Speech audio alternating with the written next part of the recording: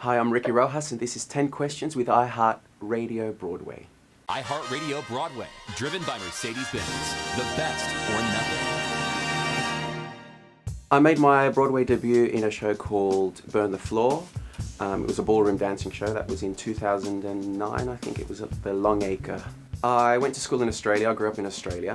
And I did drama at high school level. And I also studied at the ATYP, which is the Australian Theatre for Young People, which is just below the Sydney Theatre Company in Sydney.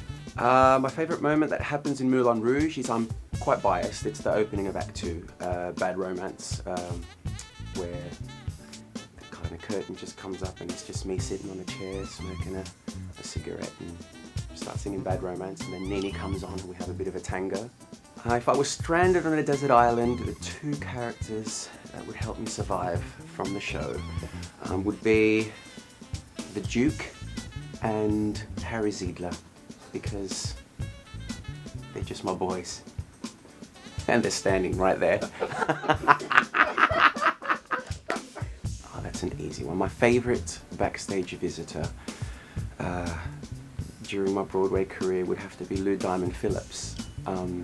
He played Richie Valens in the movie La Bamba, and that was one of the first roles I played in a musical. It was Richie Valens, so I fangirled hard over him when I hugged him way too much. It got uncomfortable. You know when it gets uncomfortable? I was like, hugged, oh, I'm so happy. Oh God, I was like, I actually said, I'm hugging you too much. I kind of fell into musical theatre quite late in my career, so I looked up to Prince a lot and Lenny Kravitz. What has been your favorite fan moment thus far? I think it's when people send like letters in that they're quite personal, and they say how much they enjoyed the show, my performance and things like that. It's really nice that you can make a difference in someone's life. A big mentor of mine when I did my first show was a guy called Craig Urbani, who played the part of Buddy Holly in the Buddy Holly story when I did my first show.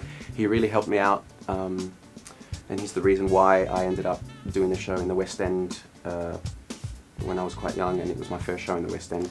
And he really taught me a lot about how to perform, how to be generous on stage and things like that. So I always wanted to play Richie Valens when I was a kid, and I played Danny Zuko for a little bit in London and on tour in Greece.